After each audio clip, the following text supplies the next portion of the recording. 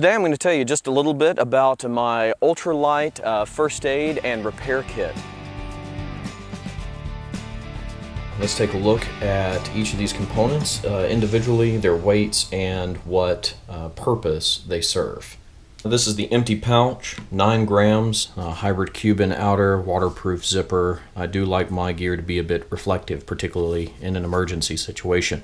3 grams for 2 2x2 gauze pads. I've vacuum sealed and labeled each of these so they remain sterile and that they take up very little space in the first aid kit. We'll say 5 grams. For a 3x4 triple layer non-stick pad, I've got 2 of them in there as well, so this allows for if I've got a really nasty wound, I can cover this up and it's not going to stick to it. 11 grams for this is roll gauze, so this will be useful in sticking the triple layer pad or anything else, or even just kind of dry wrapping a burn perhaps. Find this very helpful to just kind of help keep compression on the entire wound.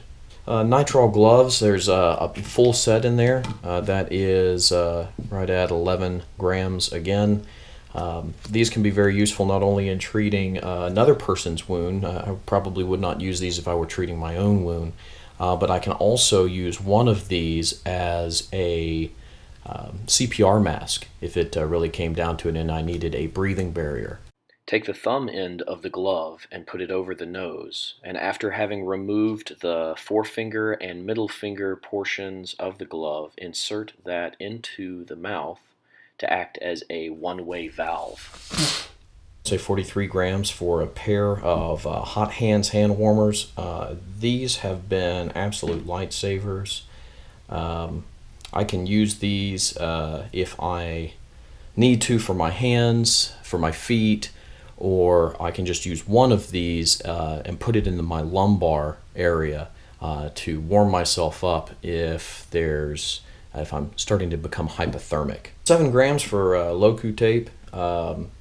Very useful, water resistant once it's stuck to dry skin.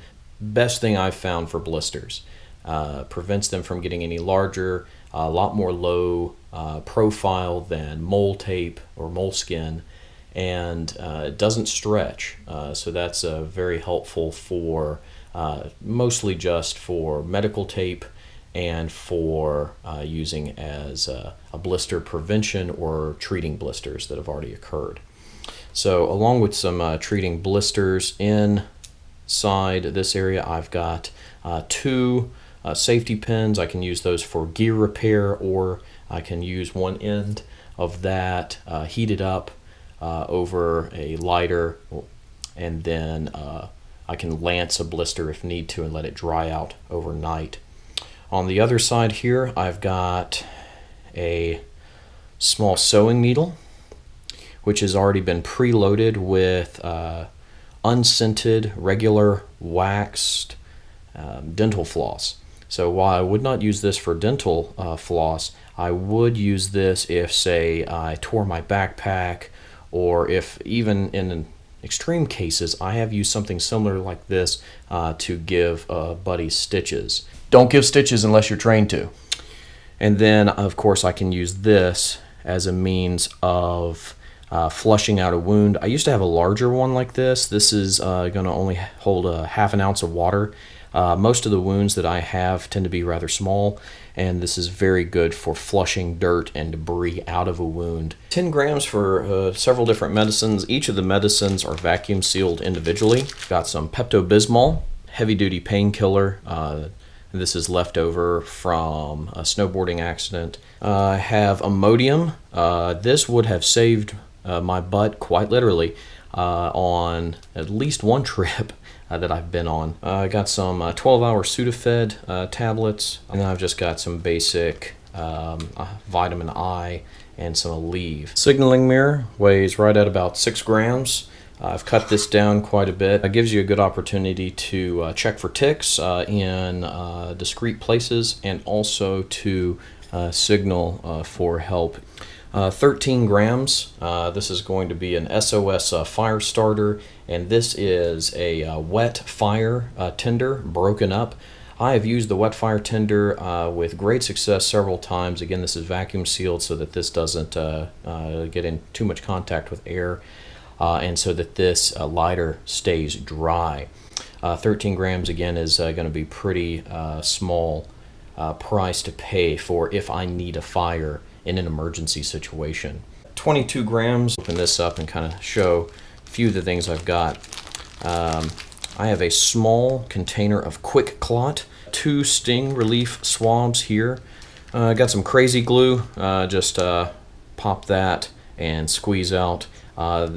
Any kind of industrial glues like this is not generally considered safe for wounds. Please make sure to check for any allergies you have to something like this before you decide to use it. I've got some butterfly bandages, and I've got a couple of different just fabric Bandaids. I found those to be rather helpful. Cuban fiber repair tape. I've got some here that is going to be very useful for hybrid Cuben. And I've got just about enough hybrid, or not hybrid, but just regular Cuben repair tape to fix just about anything on my tarp or hold something else together. I have some rock tape. This is just enough. It's been pre-cut that I can use to come up underneath my knee, or I can cut this up. It's good to be trained on how to use this tape. It is just about like any other kind of kinesio tape where it's going to stretch quite a bit once it's off of its paper. And last in this container is a modified tick key so that I can pull off a tick with its head intact. By treating my gear with permethrin and using picaridin, I've never had to use this. And that gives you a good general idea as to the amount of space that takes up. 4 inches tall, 5 inches wide, with a finished weight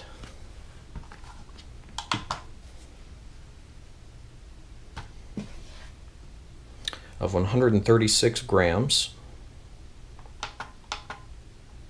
or 4.8 ounces total. I hope you enjoyed the video today. If you have any questions or comments, please leave those below in the comments section, and I'll do my best to answer them as best I can. Thanks so much for watching. See you next time.